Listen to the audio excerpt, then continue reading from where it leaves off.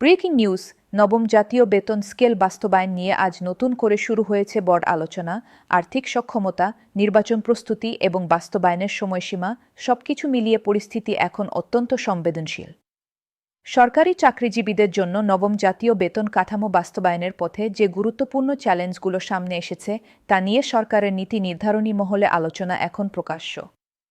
অর্থ উপদেষ্টা ডক্টর সালেহুদ্দিন আহমেদ বলেছেন, বেতন কাঠামোর পরিবর্তন শুধুই বেতন বৃদ্ধি নয়, এটি একটি সংস্কার প্রক্রিয়ার অংশ, যার লক্ষ্য প্রশাসনকে আরও গতিশীল, দক্ষ এবং জনবান্ধব করা।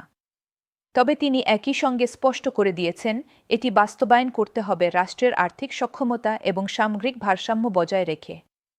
অর্থাৎ সরকার এখন এমন একটি সিদ্ধান্তের দিকে যাচ্ছে যেখানে একদিকে সরকারি কর্মচারীদের জীবনযাত্রার বাস্তব চাপ, অন্যদিকে অর্থনীতির স্থিতিশীলতা, দুইটিই সমান গুরুত্ব পাচ্ছে। সরকারি সূত্রগুলো বলছে, বর্তমান রাজনৈতিক বাস্তবতা, জাতীয় সংসদ নির্বাচন ঘনিয়ে আসা এবং অর্থনৈতিক অনিশ্চয়তার কারণে অন্তর্বর্তী সরকার এখন পে স্কেল ঘোষণা বা গ্যাজেট প্রকাশে দ্রুত সিদ্ধান্তে যেতে চাইছে না।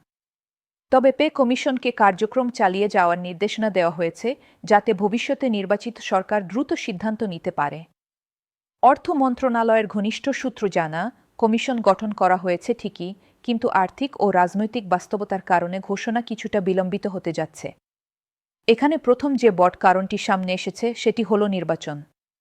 আগামী ফেব্রুয়ারিতে জাতীয় সংসদ নির্বাচন উপলক্ষে সরকারের মনোযোগ এখন প্রশাসনিক প্রস্তুতি, আইনশৃঙ্খলা এবং নির্বাচন পরিচালনার দায়িত্বে কেন্দ্রীভূত। বিশেষজ্ঞরা বলছেন, একটি নতুন বেতন কাঠামো বাস্তবায়নে বিশাল পরিমাণ অর্থের প্রয়োজন হয়, কারণ সরকারি কর্মকর্তা-কর্মচারীর সংখ্যা অনেক, আর বেতন ভাতার পরিবর্তন মানেই বাজেটে বড় বরাদ্দ। ফলে অন্তর্বর্তীকালীন সরকারের পক্ষে একসঙ্গে এত বড় অর্থ বরাদ্দ করা বাস্তবে কঠিন হতে পারে। দ্বিতীয় যে গুরুত্বপূর্ণ সমস্যা সামনে আসছে সেটি হল সার্ভিস বেনিফিট। অর্থাৎ নতুন পে স্কেল এলে বহু পুরাতন কর্মচারীর ক্ষেত্রে বাস্তবে আর্থিক লাভ কতটা হবে, এটি একটি বড় প্রশ্ন। বাস্তবতা হল, অনেক কর্মচারী ইতোমধ্যে ইনক্রিমেন্ট নিয়ে পুরাতন স্কেলে একটি নির্দিষ্ট ধাপে চলে গেছেন, নতুন স্কেলে গেলে অনেক সময় তাদের উপরে ধাপ দেওয়া হয় না, ফলে মাসিক বাস্তব লাভ কিছু ক্ষেত্রে সীমিত হয়ে পড়ে। এই সমস্যা দূর না হলে নতুন পে স্কেল ঘোষণার পর বাজারে দ্রব্যমূল্য হঠাৎ বেড়ে গেলে কর্মচারীদের একটি বড় অংশ প্রকৃত সুবিধা না পেয়ে বরং ক্ষতির মুখে পড়তে পারে, বিশেষ করে নিম্নস্তরের কর্মচারীরা। তাই বিশেষজ্ঞরা বলছেন, কমিশনের অন্যতম বড় দায়িত্ব হবে সার্ভিস বেনিফিটকে সমযোপযোগী ও বাস্তবমুখী করা। অর্থ উপদেষ্টা আরও নিশ্চিত করেছেন, বেতন কমিশনের সুপারিশ বাস্তবায়নের জন্য অতিরিক্ত অর্থ সংশোধিত বাজেটে বরাদ্দ রাখা হবে এবং এই অর্থনৈতিক প্রস্তুতি ডিসেম্বর থেকেই শুরু হবে। তবে সিদ্ধান্ত বাস্তবায়নের পুরো দায়িত্ব নির্বাচিত সরকার দ্রুত নিলে 2026 সালের শুরুতেই নতুন বেতন কাঠামো কার্যকর হওয়ার সম্ভাবনা তৈরি হতে পারে। কিন্তু বাস্তবায়নের পথে যে আরেকটি বড় চ্যালেঞ্জ সামনে, সেটি হল গ্রেড পার্থক্য ও বৈষম্যের অনুভূতি।